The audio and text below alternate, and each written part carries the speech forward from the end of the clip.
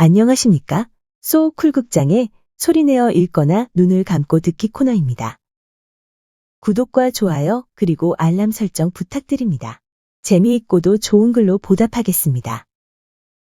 옛날 어느 두메산골에 가난한 과부가 세 딸을 데리고 살았다. 막내딸을 낳을 무렵 몹쓸병에 걸린 남편이 세상을 떠나자 여인은 홀로 딸 셋을 키웠다. 젊은 과부는 삭바느질에 삭방아, 삭발레를 해서는 좁쌀이나 보리쌀을 얻어다가 세 딸을 먹이고 입히며 근근히 살아갔다. 품일이 떨어지면 산에 가서 나무를 해다 장에 가서 팔고, 농사철에는 남의 농사일도 거들어주고, 추수철에는 이삭을 줍고, 이렇게 몸을 아끼지 않고 일을 해서 겨우겨우 네 식구가 굶지 않고 살아갔다. 어느 날 저녁 무렵 마당에서 젊은 과부댁이 빨래를 걷고 있었다. 서쪽 하늘은 붉게 물들어가고 세 딸이 마당을 뛰어다니며 깔깔대는 소리가 담장을 타고 번졌다. 그녀는 아이들의 웃음소리를 들으며 미소를 짓다가 무심코 옆집으로 시선을 돌렸다. 옆집에 사는 호라비가 마당에서 장작을 패고 있었다. 넓은 어깨가 반짝이며 굵은 손이 나무를 단단히 붙잡고 있었다. 그 모습을 바라보다가 아주 오랜만에 여인은 아래로부터 치솟아 오르는 뜨거운 감정을 느꼈다. 그때 이후로 그녀는 그와 마주칠 때면 우연처럼 보이게 대문 앞에 서서는 그를 훔쳐보았다. 한 번은 장에서 오던 길에 그와 마주쳤다. 이렇게 무거운 보따리를 어떻게 들고 가시겠소? 그가 장보따리를 들어주겠다며 손을 뻗었다. 그녀는 순간 가슴이 뛰었지만 아무렇지 않은 척 웃으며 고개를 저었다. 혼자서도 익숙합니다. 그러나 그의 손이 잠시 스쳤을 때 그녀는 온몸이 불타는 듯했다. 그날 밤 그녀는 잠을 이루지 못했다. 이미 사내와 인연을 끄는 몸인데 왜 이렇게 몸이 뜨거운 걸까?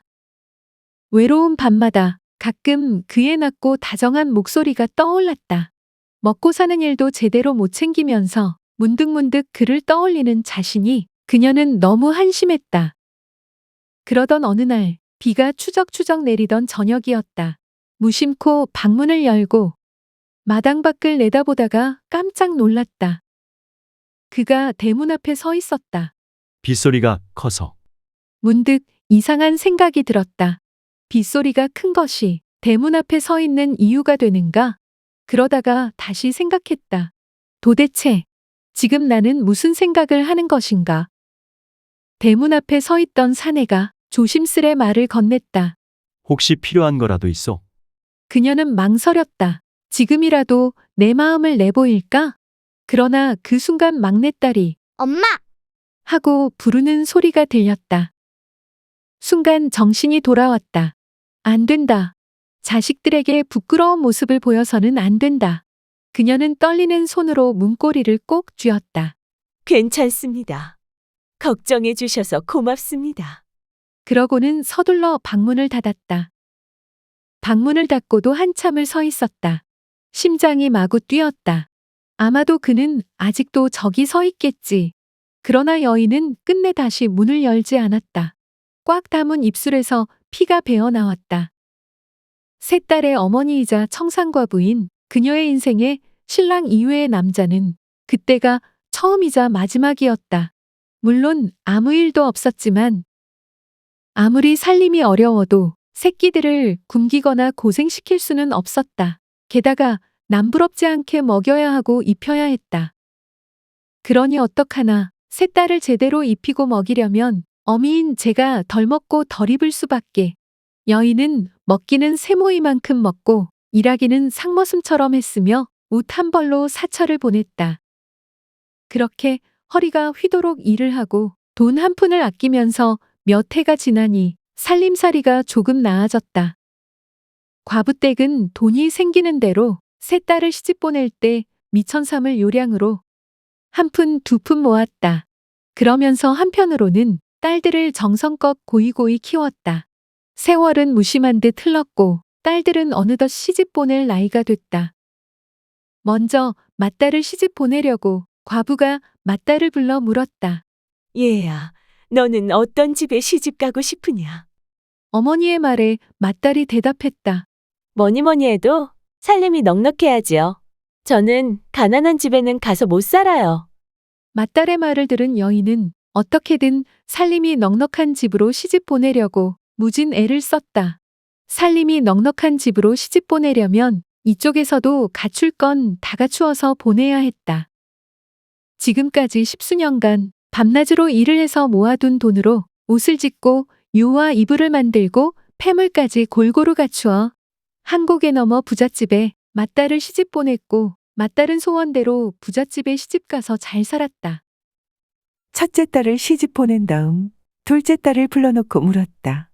둘째야, 너는 어떤 집으로 시집 가고 싶으냐? 그랬더니 둘째 딸이 말했다. 신랑감이야. 글 공부 많이 해서 벼슬하는 양반이 최고지요. 저는 남한테 업신여김 받는 집에는 가서 못 살아요. 그래서 여인은 어떻게든지 둘째 딸을 벼슬하는 양반집으로 시집 보내려고 갖은 고생을 다했다. 벼슬하는 양반집으로 시집 보내려면 이쪽에서도 번듯하게 내세울 게 있어야 했다. 과부댁은 품팔아 번 돈으로 책을 사다 읽히고 나무에다 판 돈으로 유모를 들여다가 온갖 예의범절을 다 가르쳐서는 몇 년 뒤 두곡에 넘어 양반집으로 시집 보냈다. 둘째 딸은 소원대로 양반집에 시집가서 잘 살았다. 아무것도 없는 집에서 위로 두 딸을 시집 보내느라 온갖 고생을 하다 보니 어머니는 그만 지쳐버렸다. 그동안 품일로 한 푼 두 푼 모아놓은 돈도 다 떨어지고 없었다. 그래서 막내딸을 불러놓고 걱정했다. 막내야, 너희 언니들은 다 소원대로 좋은 집에 시집을 보냈다만 내가 걱정이로구나. 이제 모아놓은 돈도 다 떨어졌으니 어떡하면 좋으냐? 그랬더니 막내딸이 어머니를 부여안고 말했다. 어머니, 무슨 걱정을 그리 하세요? 저는 부잣집도 싫고 양반집도 싫답니다. 가난하고 벼슬 못해도 마음씨 좋은 농사꾼한테 시집가서 어머니 모시고 살 터이니 부디 그런 걱정일랑 마세요. 귀에 달콤하고 기특한 말이기는 하지만은 여인은 마음이 무척 아팠다. 어쨌든지 막내딸은 제 말대로 새 곡에 넘어 가난한 농사꾼 집으로 시집을 갔다. 막내딸이 시집가면서 어머니를 모시고 가겠다는 걸 여인이 한사코 뿌리쳤다. 안 그래도 넉넉지 못한 살림에 친정어머니까지 얹혀 살면 사위와 딸이 얼마나 고생하겠나 싶어서 그런 거였다. 이렇게 해서 세 딸을 다 시집 보내놓고 나니 여인은 어느덧 할머니가 됐다. 혼자가 된 어머니는 전처럼 삭바느질에 삭방아 삭발레로 입에 풀칠이나 하면서 근근히 살아갔다. 그런데 나이가 드니 품일인들 어디 마음대로 되는가? 바느질감을 들면 눈이 침침하고 방아를 디디면 다리가 후들후들 떨리니 전보다 일을 잘못했다. 일을 잘못하니 품삯도 적었다. 그러나 고생스럽기로 말하면 전보다 더했으면 더했지 덜하지는 않았다. 이렇게 고생하며 사는 것을 보고는 막내딸이 철철이 찾아와 밥도 해주고 빨래도 해주었다. 그런데 마지와 둘째는 무심하기도 하지. 10년이 넘도록 얼굴 한번 내비치지 않았다. 가난한 집에 시집간 막내딸은 멀건 보리죽으로 끼니를 때우면서도 어머니를 찾아올 때는 양식 자르며 돈푼이며 빠뜨리는 법이 없었다. 그러나 마지와 둘째는 등 따습고 배부르게 살면서도 어머니한테 쌀 한 대박 동전 몇 입 보낼 줄 몰랐다. 그럭저럭 세월이 흘러 어느덧 여인은 호호백발 할머니가 됐다. 얼굴에는 박고랑 같은 주름살이 패고 허리는 활등같이 굽어서 지팡이를 짚고 겨우겨우 발걸음하는 형편이었다. 눈이 어두워 속과 단지를 분간 못하고 기운이 떨어져 군불 뗄 나무도 제대로 하지 못하니 이를 어쩌면 좋은가? 그래도 딸들한테 신세 지지 않으려고 어찌어찌 버텼는데 겨울이 깊어 찬바람이 쌩쌩 부니 더는 버틸 수가 없게 됐다. 노파는 죽기 전에 딸들 얼굴을 한 번이라도 보고 싶어서 지팡이를 짚고는 딸들을 찾아 나섰다. 눈보라가 치고 매운 바람이 부는 고갯길을 늙은 어머니는 지팡이에 몸을 기대고 허위허위 걸어갔다. 길이 얼어붙어 미끄러운 데다 기운이 없어서 한 발짝 떼어 놓는데도 그저 다리가 후들후들 떨려 엎어지며 자빠지며 겨우겨우 고개를 넘는데 어찌나 어정거림을 쳤던지 아침 해가 뜨기도 전에 집을 나섰건만 해가 하늘 한복판에 오를 무렵에야 고개 하나를 다 넘었다. 그렇게 한 고개를 넘어가니 맏딸네 집이 보였다. 어머니는 오랜만에 딸을 만날 생각에 다리 아픈 것도 잊어버리고 종종 걸음으로 딸네 집에 썩 들어섰다. 얘야 큰애야, 내가 왔다. 어미가 왔다. 어머니가 반갑게 부르니 집안에서 맏딸이 나오는데 그리도 오랜만에 찾아온 어머니건만 반가워하는 기색이 없었다. 반가워는 못할 망정 귀찮아는 말아야지. 어머니를 문 앞에서 구박하니 세상에 이런 일도 있나. 아이 참, 어머니도. 하필이면 우리 집 제삿날에 오실 게 뭐예요?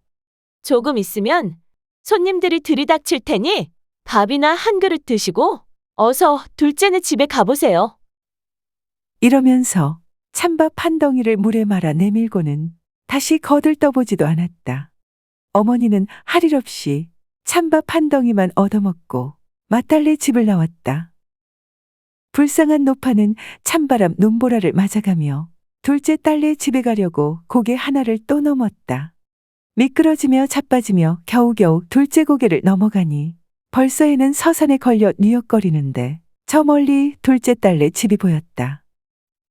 어머니는 아픈 다리를 절룩이며 둘째 딸네 집으로 들어섰다. 얘야 둘째야, 내가 왔다. 어미가 왔다. 노파가 소리쳐 부르니 집안에서 둘째 딸이 나오는데 나오자마자 제 어머니를 보고 헬끔헬끔 눈부터 흘겼다. 아이 참, 어머니도 하필이면 우리 온 식구 곧불 걸려 들어누웠을 때 오실 게 뭐예요? 여기는 주무실 방도 없으니 물이나 한 그릇 마시고 어서 막내네 집에나 가보세요. 이러면서 찬물 한 그릇 떠서 내밀고는 팔짱을 끼고 왼 고개를 틀었다. 원 세상에 이런 법이 어디 있나? 불쌍한 노파는 할 일 없이 찬물 한 그릇 얻어 마시고 둘째 딸네 집을 나왔다. 이제는 셋째 고개를 넘어 막내 딸네 집으로 가야 할 판인데 해는 벌써 넘어가 버리고 어슬어슬 땅거미가 깔리기 시작하니 큰일 났다. 노파는 지팡이를 짚으며 끌며 있는 힘을 다해 고갯길을 올라갔다. 눈길에 미끄러지기를 몇 번이나 했으며 돌뿌리에 걸려 넘어지기를 몇 번이나 했는지 날이 어두워 한 치 앞도 안 보일 무렵에야 겨우겨우 고갯마루에 올라섰다. 내려다보니 저 멀리 막내딸이 사는 마을에 불빛이 가물가물한데 어머니는 기운이 빠질 대로 빠져서 한 걸음도 더 내디딜 수가 없었다. 그래서 비틀거리며 안간힘을 쓰다가 그만 길바닥에 쓰러졌다. 그러고는 다시 움직일 수도 일어날 수도 없게 됐다.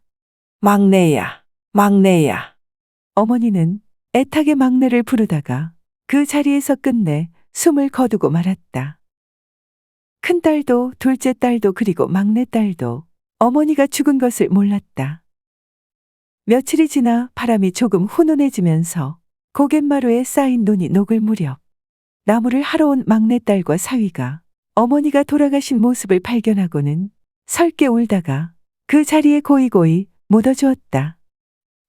겨울이 가고 봄이 오니 어머니 무덤에서 난생 처음 보는 꽃이 피어났는데 등 굽은 꽃 모양이 죽은 어머니를 똑 닮았다. 그래서 사람들은 그 꽃을 할미꽃이라고 불렀다. 들어주셔서 고맙습니다. 용어 풀이와 참고 문헌 그리고 자료 출처는 명기만 하고 따로 읽지는 않겠습니다. 참고하시기를 바랍니다.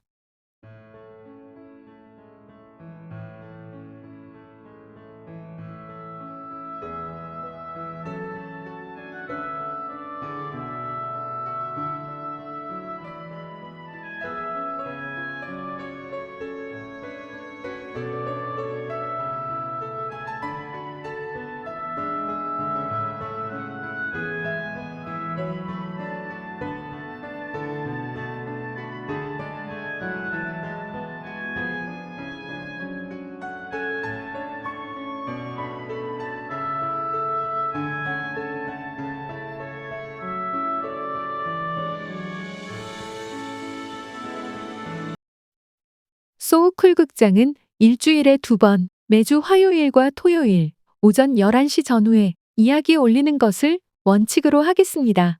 화요일은 재미있고 기이한 옛날 이야기, 토요일은 실제 일어난 사연, 사건이나 전설, 설화, 신화 등을 다루겠습니다.